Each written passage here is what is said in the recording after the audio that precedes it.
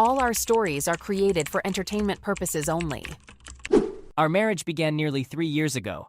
About a year back, she began an affair with one of her co-workers. I started suspecting something was off when I saw his car parked outside my house one day. Those suspicions led me to hire a private investigator to gather evidence of her infidelity, and it turns out my doubts were justified. When I found out, I was furious. To make matters worse, the co-worker's wife called me one day, having discovered the affair as well. She only had some text messages they had exchanged, but I had solid proof of their meetings. Together, we decided it was time to confront our spouses. We met up frequently to discuss the situation. She confided in me that she had suspected her husband's affair even during her pregnancy. They have 3 children together. One day, we came up with the idea of seeking revenge by sleeping with each other. We went through with it, and I won't lie, it felt good. We've been meeting up and having an affair for a while now. She's an incredible woman, and I have to admit that in some aspects of our intimate relationship, she surpasses my wife. Most of all, though, my anger is directed towards my wife. I read some of her texts with her affair partner, and they mocked the co-worker's wife, making cruel comments about her appearance and other derogatory things. It's hard to believe my wife would stoop so low, especially considering she's a woman herself. She even ridiculed my fertility issues, questioning my manhood due to my low chances of having children. I don't feel remorseful about my affair. I actually prefer the physical aspect of my relationship with the co-worker's wife over my wife. My wife rarely agrees on BJ, yet she expects it from me. On the other hand, the co-worker's wife was more enthusiastic about it, making it the best experience I've ever had. Now, both the co-worker's wife and I are contemplating telling her husband about our revenge affair. We've come to realize that we got carried away by our desire for revenge and ended up addicted to it. I'm planning to confront my wife soon, and I've already prepared the divorce papers. Fortunately, we don't have joint assets or a shared bank account, so the process should be relatively straightforward for us. As for the co-worker's wife, she might face some challenges due to their children, but she has the power to take him to the cleaners. I know I might come across as a terrible person, but I've mentally checked out of my marriage. Update. I finally served my wife with divorce papers on July 16th. I had to take some time to get things in order before doing so. I decided to serve her at her workplace. When she returned home, I had her things packed and told her to go stay with her dad. As expected, she went through the typical cheater's playbook, begging, apologizing, and trying to shift the blame onto me for her affair. I was prepared for all of it. She was adamant about not leaving and wanting to fix our marriage. I reminded her that the house belongs to my parents and their names are on it. If she didn't leave voluntarily, I could call them to have her evicted. I also reached out to her sister thinking she might intervene, but instead, her sister blamed me for giving up on the marriage so easily. This is where I got a bit petty and said, "It's hypocritical coming from someone who left her husband for his cousin. I guess the apple doesn't fall far from the tree." She slapped me, and I warned her that it was her last chance, or I would involve the police. After she left, the messages from her kept coming. I didn't block her because I wanted to capture some of the messages as evidence. She went from apologies to mocking me, claiming she never enjoyed our intimacy and that she and her affair partner had been intimate all over our house. I don't know how much of it is true, but I've decided to replace the furniture regardless. I had the urge to tell her about the affair partner's wife and how we had defiled her car, but I refrained. The last time we spoke, her apology seemed more sincere. She confessed that she got carried away, and lately, she's been yearning to have children. I've mentioned before that I can't father children, and although she initially wanted to remain child-free, her biological clock has started ticking. She admitted she was wrong and that I was the best partner and husband one could have, but she wanted more. I asked her why she didn't communicate her desires earlier. We could have explored adoption or sperm banks. I couldn't help but ask if she was pregnant, and it seemed like she was. She confirmed it. I knew this child couldn't be mine. Any hope of reconciliation flew out the window. I imagined that if I hadn't discovered the affair, she would have presented this pregnancy as a miracle baby. I congratulated her and wished her a wonderful pregnancy. I want this divorce to be finalized as soon as possible. Regarding the affair partner's wife, she has also served her husband with divorce papers and is seeking a fair settlement. She's not backing down. We've had a few conversations where she expressed regret for investing her prime years in such a repulsive man. She mentioned leaving her modeling career to be with him. I must say, she still looks fantastic. We haven't been in touch for a while, except for one instance when she sent me a suggestive text after having a few drinks, but I declined. She later apologized. We're not planning to start dating anytime soon, at least until all the divorce proceedings are over. However, I do miss her a lot. On a brighter note, I adopted a cat. My soon-to-be ex-wife hated cats, so now my house will be a cat kingdom. Story 2. My younger brother, Mark, used to date my fiancée, Jen, about a year ago. Just to give you some context, they were together back in August 2022. Their relationship only lasted for a month before he ended things with her because he got bored with being in a relationship and wasn't really interested in settling down anyway. At the time they were dating, I was in a different state, so I had no clue that he even had a girlfriend, and I had no idea who Jen was until I met her. Jen and I met at a bar when I moved back in October, and we hit it off really well. She was easily the most beautiful and intelligent woman I had ever met. We hung out a few more times, and eventually we made our relationship official. Fast forward to December, and I finally brought her up to my family and suggested they meet her during Christmas. They knew I was in a relationship, but I'm not the most open person about my personal life, so I kept the details about her to a minimum until I was sure about the seriousness of our relationship. My parents wanted to see pictures, and they started passing my phone around the dinner table. That's when Mark saw it and exploded, calling me a terrible brother for dating his ex-girlfriend and demanding that I break up with her. I refused. When I talked to Jen about it, she confirmed that they had dated and gave me the details of their breakup. It took a few weeks, but eventually, Mark stopped bringing up the fact that I was dating his ex, and I thought he had moved on from it. Everything seemed okay. On Jen's birthday this year, I took her out to a fancy dinner with both of our families and her closest friends, and I asked her to marry me. Mark flipped out once again, berating me for proposing to her. However, my sisters and I immediately shut him down. This incident happened just this past weekend.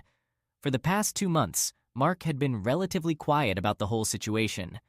I didn't see him much, and I figured he had gone low contact with me, which I didn't have a problem with. Then he surprised us by inviting Jen and me for a family dinner at his apartment, along with my parents and sisters. I found it a bit odd, but since my parents and sisters were also going, we agreed to attend. The dinner itself was nice, nothing too fancy, and we moved to the living room for conversation. After about 30 minutes of normal talk, Mark stood up and announced that he had something important to say. He made a long speech about being happy to have his family around for his big moment, and then got down on one knee, pulling out this cheap ring and asking Jen to marry him. Jen was clearly confused and uncomfortable, and demanded that he put the ring away and stand up. My dad tried to intervene, but I got to Mark first and punched him. Honestly, I can't recall most of what he said because I was so furious, but it was something along the lines of trying to prove that Jen wasn't really into me and just wanted to get back at him. Before things could escalate further, my parents ushered me out, promising to talk to Mark. It's been a few days since this whole incident, and I'm still incredibly angry. I don't know what to do at this point. I'm worried that Jen might have second thoughts about marrying me because of this. Any advice? I'd like to address a few points that came up in the comments. Jen and I are newly engaged. It was one of those situations where we both felt this was the real deal. It may seem fast, but I'm absolutely certain about her. When we first met, I was the one who initiated the conversation, not the other way around.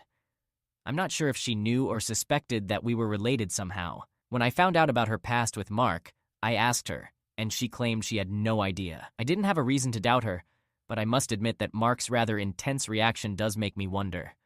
I had no clue that she and Mark used to date when I first met her. To be honest, Mark and I aren't close at all. We used to be when we were younger, but as we grew up, we drifted apart and communicated less and less. Before I moved back, we rarely spoke except on special occasions like birthdays. Jen was aware of my family, but I didn't tell her much about them until I felt ready to introduce her to them. When she and Mark crossed paths again, I didn't sense any lingering feelings from either of them. She didn't treat him like a complete stranger, but she wasn't overly affectionate with him either. I was told that their relationship lasted only a month. I didn't think I needed Mark's permission to propose to Jen, but perhaps I was wrong about that. I'm still not entirely sure. That being said, I intend to have a conversation with Mark this weekend to clear the air and get a better understanding of the situation. I admit I didn't ask for his side of their relationship, and that's my oversight. Update. I gave Mark a call and invited him to my place for a chat. I mentioned that I'd prefer to have Jen present for the conversation, but I was open to talking with just him if that's what he preferred. He agreed to meet both of us and showed up at my place around noon today. There was a bit of an awkward silence for a few minutes before I initiated the conversation. I began by apologizing for not giving him a heads up about my proposal plans to Jen, and I also apologized for the physical altercation between us. He responded with a somewhat nonchalant, "whatever," but acknowledged the apology. I proceeded to share with him what Jen had told me about their past relationship and breakup when I asked her about it. I wanted him to confirm if her account was accurate. I essentially expressed that his reactions throughout this whole ordeal have seemed quite extreme, and I wanted to ensure I wasn't misunderstanding the depth of their relationship or underestimating its significance. Mark confirmed that their relationship only lasted for a few weeks, and he was the one who initiated the breakup because he had lost interest. Jen then asked if his recent behavior was because he still had feelings or regrets about ending things with her. Mark admitted that he thought she looked more attractive than when he had last seen her, but emphasized that he had no lingering feelings or regrets. He explained that he didn't like the idea of his younger brother dating someone he had dated, even if it was for a short period. He felt that, as a man, I shouldn't have pursued a relationship with his ex-girlfriend, considering our family ties. I reminded him that I had no knowledge of their past relationship, so it wasn't a deliberate choice on my part. He brushed it off and insisted that I should have ended things regardless. He firmly believed that if the roles were reversed, he would have done the same, although I had my doubts. I questioned why he proposed to her if he had no lingering feelings for her. To put it simply, one of his buddies, who was around when Mark and Jen were dating, suggested that Jen might have known about our family connection from the start and was using this relationship to get back at him, especially since she had some unresolved feelings after their breakup. They thought it would be a good idea to test this theory by having Mark propose to her and see if she would choose him over me. Jen asked him to explain why he believed she was still hung up on him, and he mentioned that he had heard she inquired about him after the breakup and saw her at places they used to visit, which led him to assume that she might still have feelings. Jen clarified that she had only asked about him once after the breakup and had been hanging out at those places with her friends even before they started dating. She assured him that she wouldn't avoid those places just because of a past breakup and expressed her offense at the suggestion that she would pursue a relationship with me solely to seek revenge on him. He gave her a half-hearted apology, but insisted she consider his perspective. He questioned whether she genuinely didn't know about our relation, and she explained that she didn't notice the resemblance between us until we were in the same room, and our personalities were quite different, so it had never crossed her mind. He acknowledged this and concluded the conversation. Before leaving, he mentioned that I could retract his wedding invitation because he couldn't support our relationship, given his history with her. I assured him that he wouldn't need to worry about that, as he was likely going to be uninvited anyway. It's been a few hours since our conversation, and I do feel somewhat relieved. My parents weren't thrilled about him being uninvited, but they understood that it was a mutual decision and possibly for the best. My sisters supported my decision, believing that he didn't have a valid reason for his behavior, and they didn't blame me for not wanting him at the wedding.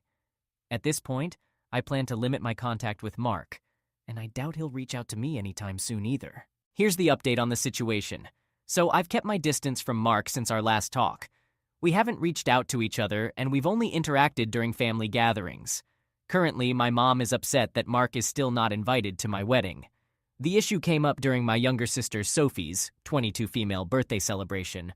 Her boyfriend, with whom she's been together for about 4 years, proposed to her that night, and we were chatting about her dream wedding plans. She mentioned the idea of a destination wedding, her thoughts on the cake and dress, and then casually said something like, "Teddy, I know Mark's not allowed at your wedding, but you won't mind if he comes to mine, right?" I chuckled and assured her that I couldn't get upset about her guest list even if I wanted to. However, My mom gave me a strange look and inquired if Mark was still excluded from my wedding. I confirmed that he was, and she seemed irritated. She thought I was joking and accused me of being unreasonable for banning him since he's family. She suggested that I was holding on to a grudge out of pettiness. I reminded her that Mark and I had both agreed to him not coming.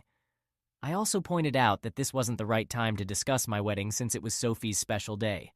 I mentioned that if either Mark or my mom wanted to talk about my wedding, they could contact me separately. Sophie even chimed in, expressing her frustration with my mom trying to make her day about Mark, which seemed to put an end to the topic. Just so you know, Mark didn't attend Sophie's party because he had to work and couldn't make it. A few days later, my mom paid me a visit and wanted to talk about my wedding. She asked why I was so insistent on keeping Mark away from it. She felt I shouldn't be insecure about Mark and Jen's past relationship and that uninviting him was going too far. I explained that Mark and I had mutually agreed on him not attending, and if he had an issue with it, he could approach me directly. We ended up in an argument, and she mentioned that if I didn't re-invite Mark, she wouldn't come to the wedding because she felt I was ostracizing her son. I shrugged it off and told her that if that's what she wanted, she could toss her invitation because I wouldn't beg her to be there. She asked if I would really be okay with her not attending, and I informed her that it wouldn't be the first time she missed one of my events due to Mark. She accused me of being inconsiderate for throwing her past mistakes in her face and stormed out. Afterward, I received messages and calls from her and a few family members, all claiming that I was in the wrong and urging me to invite Mark just to keep the peace. My mom has also reached out to Jen, asking her to talk to me and persuade me to change my mind, but as far as I know, Jen hasn't responded to her messages. So far, most of my mom's family members are supporting her decision and won't be attending the wedding. On the other hand, my dad, his side of the family, my aunt, uncle, and their kids, my sisters, and Jen's family are all still planning to come. I also talked to Mark about the situation and asked if he had any issues with not receiving an invite. He basically told me that he initially uninvited himself and doesn't understand why this is such a big deal, as he still has no intention of attending. He advised me to keep him out of the conflict because he's not involved, and mentioned he would tell my mom the same. Currently, I've gone back to maintaining low contact with my mom. However, my relationship with my dad remains relatively okay. I'm still contemplating whether to re-invite my mom and her family should they change their minds about the boycott. Realistically, the chances are slim, and I've discussed this with my dad, who understands the situation. As of now, Jen and I are exploring the possibility of downsizing the venue since the guest list has significantly shrunk. My mom remains uninvited from the wedding indefinitely. About 2 weeks after deciding not to attend, she came by and expressed her desire to clear the air and discuss everything. We agreed and invited her in for dinner. Jen prepared a plate of food for her, and I inquired if she still planned on skipping the wedding. She explained that she wanted to come but couldn't get past the fact that I hadn't invited Mark due to a simple mistake. I reminded her that Mark's simple mistake was proposing to my fiancée with me sitting just a few feet away, and she brushed it off as a joke. Jen asked her why she wanted to talk if she maintained the same stance on Mark attending the wedding. She replied that she wanted to have a conversation with Jen and hoped Jen would listen to her and persuade me to invite Mark again. She had apparently assumed I was at work and thought she could talk to Jen alone. Jen politely told her that even without my presence, she wouldn't have had that conversation anyway, because this was a matter concerning my brother. At some point, my mom made a comment implying that Jen was spineless and unable to engage in a conversation without me thinking for her. This sparked a heated exchange between the three of us, before Jen eventually told her to leave. As she headed towards the door, my mom continued screaming, accusing her of tearing our family apart. Things escalated, and my mom even pulled Jen's hair and brought her to the ground while still shouting. She physically offended Jen, attempting to scratch her face. I intervened, pulling my mom away from her and escorting her outside. My mom banged on the door for a few minutes, but I ensured that Jen was okay before she left. She continued to call both of us repeatedly.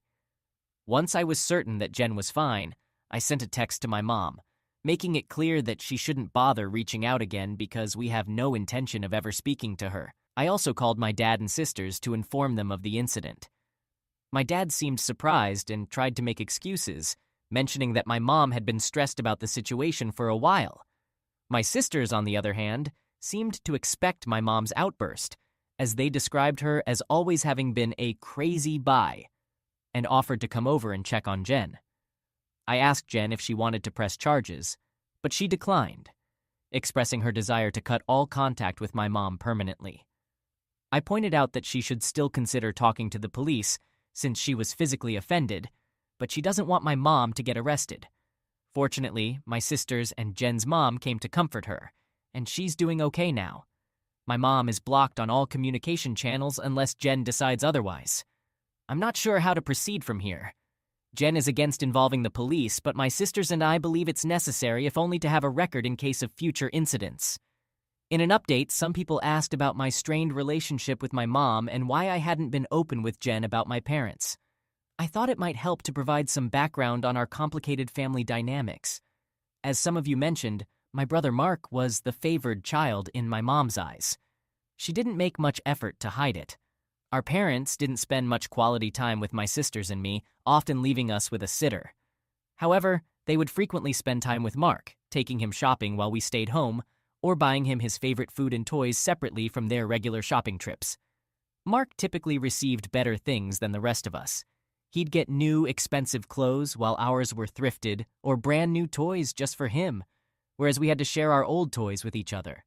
If my sisters and I received gifts, they were meant for all of us to share, but it was evident that Mark's belongings were exclusively his, and we were not allowed to touch them. When Mark misbehaved, I often faced the consequences for not setting a proper example or teaching him how to behave. For instance, if Mark broke his toys, I would be punished because it was assumed he learned that behavior from me. When Mark was 8 and got into trouble at school for attempting to push another kid down the stairs, I was grounded for 2 weeks and forced to apologize to the other child for not properly guiding my brother's behavior.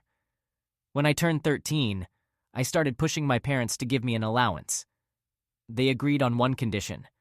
I had to do household chores like mowing the lawn, taking out the trash, and raking leaves.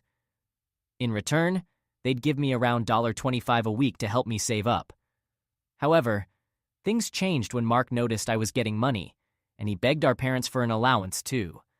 Instead of making him do any chores, they took $10 from my allowance each week and gave it to him, claiming that we were both doing a great job with our chores, even though he never lifted a finger to help. Whenever I asked him to pitch in, he'd brush it off, saying it wasn't his responsibility. It was around this time that I started distancing myself from my brother. By the time I entered high school, we only spoke when we needed small favors or when there was no other choice.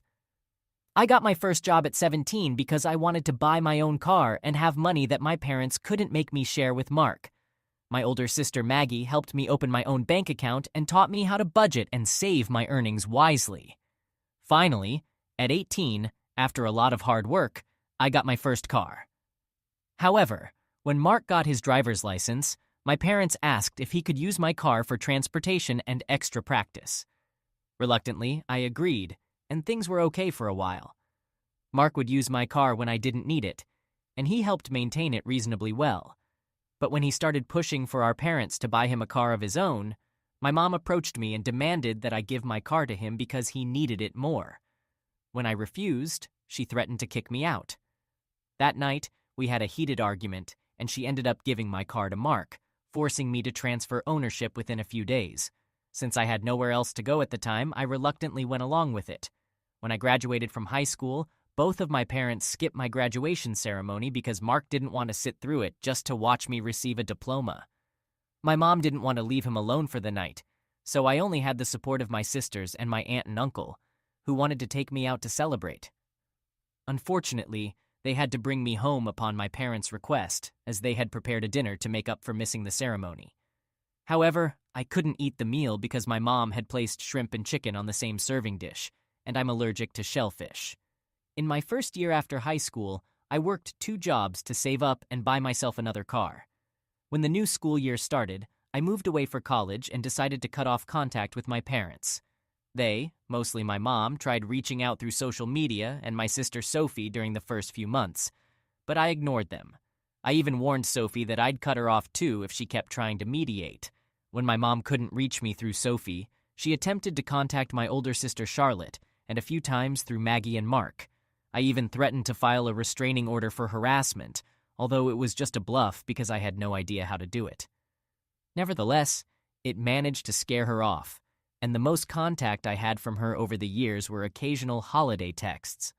Around the time I moved back, Charlotte informed me that they had been seeing a family therapist at Charlotte's request, and my parents wanted to apologize for how they treated us. I was hesitant but agreed as long as they were sincere, and the process of reconciliation began when I moved back home. This just barely touches the surface of what they put me through, and it took a lot for me to even consider letting them back into my life. When I met Jen, I wasn't sure where my relationship with her was headed, let alone my relationship with my parents. I avoided mentioning my family because I was prepared to cut contact again if necessary. Jen was understanding about it being a sensitive subject and didn't press for more information. As for the most common question about why I chose to reconnect after everything, the simple answer is because I'd do anything for my sisters. Charlotte wanted the whole family to be present for the birth of her first child and to help her during the adjustment period. She didn't want part-time aunts and uncles who only visited her kid on birthdays and holidays. She was never one to ask for much growing up, so when she asked if I'd be willing to try for her, I agreed because it would make her happy. I also had a glimmer of hope that maybe they had changed. I don't regret trying to reconcile either. My parents may still be difficult, but I met the love of my life, so I consider it a win. Now, on to the update. Some people were curious to know if there have been any recent developments, so here's what's been going on. I apologize if it gets messy or confusing. A lot has happened. We decided to file a report with the police, and they informed us that even though Jen doesn't want to pursue legal action, it's not solely up to us to decide if it should go further. However, they assured us they would consider our preferences. We provided substantial evidence, including photos of Jen's injuries and text messages between my mom, dad, and me discussing what happened. The police advised us to report and document any further incidents involving my mom in case anything else happens. Given our location, we doubt it will lead to much, but at least we have it on record. I received about 100 angry text messages, indicating that they have, at the very least, spoken with my mom regarding the incident. My mom tried to confront me as I was leaving work and started yelling at me, accusing me of trying to ruin her life. She kept shouting that I was a terrible son for attempting to get her arrested over a minor misunderstanding. She couldn't comprehend why she was being punished this way. I reminded her that if she didn't want to face legal trouble, she shouldn't have hit Jen. She insisted I should tell the police to drop the report, but I refused, explaining to her what the officer had said about it being out of my hands. She had a meltdown in the parking lot and even hit me a few times on the chest and arm before security stepped in and removed her from the premises. I had to explain the situation to my boss when I got back to work, and fortunately, she was understanding after I filled her in. When I got home, I shared what had transpired with Jen. She was understandably upset and suggested we discuss how to handle my family moving forward. We had a lengthy conversation, and taking advice from some Redditors, we decided to go completely no contact with my family, with the exception of my sisters. We both agreed that having them in our lives was causing unnecessary stress, especially considering we aren't even married yet. Jen expressed her desire to move away, creating some distance between us and my family. She had tried to stay out of my family issues because she believed it wasn't her place, but she refused to tolerate my mom's behavior or my dad enabling her offense any longer. We covered a lot more ground during our conversation, too much to include in this post, but I concurred with her assessment that my family was causing more trouble than they were worth. I didn't want to endure this anymore either. I also agreed to seek therapy, and Jen is helping me find a therapist. Following our discussion, I decided to call my dad and inform him of our decision to go no contact. He didn't answer my first call, so I left a message requesting a serious conversation. When he returned my call, he asked if it was okay for my mom to be part of the conversation. I agreed, as I felt she needed to hear what I had to say as well. Predictably, the conversation didn't go smoothly. I explained to both of them that Jen and I were cutting them out of our lives. My dad demanded to know why I was taking such a drastic step, especially after all the effort we had put into repairing our relationship. I told him that the situation with Mark had shown me that our relationship wasn't genuinely repaired. As far as they were concerned, the world revolved solely around my mom and my younger brother Mark. I pointed out that their ongoing favoritism toward Mark had driven our relationship to an irreparable point, and I had no interest in holding on to a failing relationship. I mentioned that I had initially agreed to reconcile for Charlotte's sake, but I couldn't tolerate the disrespect toward both Jen and me any longer. I was doing this for both of our well-being. To my mom, I added that I was exhausted from her using me as a scapegoat for her parenting failures and Mark's behavior. I made it clear that I would never forgive her for what she had done to Jen and for her mistreatment of me and my sisters throughout our upbringing. She began to suggest that I should move on like my sisters have, but I interrupted her and stated that she should accept their forgiveness and move on because she would never receive it from me, especially after everything she's done in recent weeks. She started crying and questioned how I could treat her like a villain. I replied that she should only blame herself because I hadn't done anything wrong. She cried even harder and expressed regret for having me and accused me of trying to ruin her life. This led to another intense argument between her and Jen, with Jen using some colorful language to describe her, among other not-so-nice names, for saying such hurtful things to me. I'm not sure if my mom left the room or just decided to keep quiet, but she stopped talking when Jen had her say.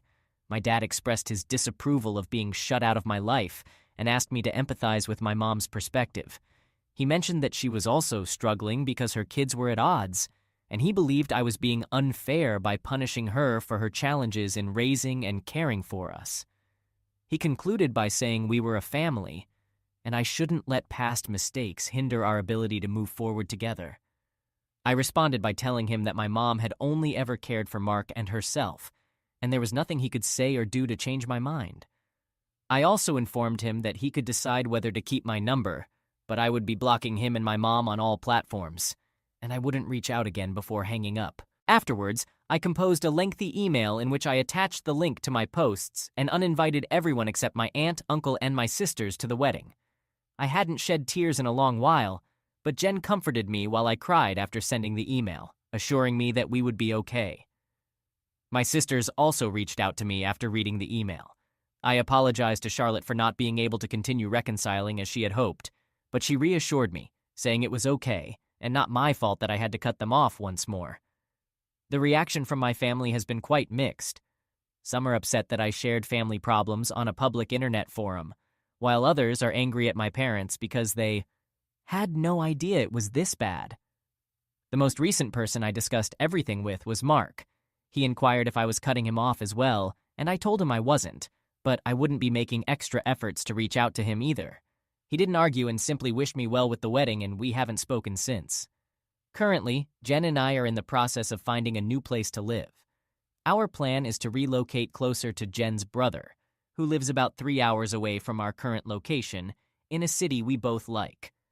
I've talked to my boss about the possibility of transferring, and Jen is exploring the option of working remotely or finding a new job. Additionally, our wedding venue has changed again. Since our guest list is significantly smaller now, my future brother-in-law is considering allowing us to use his lake house for the wedding. I don't intend to post any more updates on this situation unless something major happens, at least not until after the wedding, because I want to move forward with our lives. However, I'll do my best to address any questions some of you may have. Edit. I'm already anticipating the potential consequences of our move. She might follow us because that's the kind of obsessive behavior she exhibits when she doesn't get her way. I've consulted with a lawyer friend of mine to explore the possibility of obtaining a restraining order to prevent her from causing trouble once we relocate.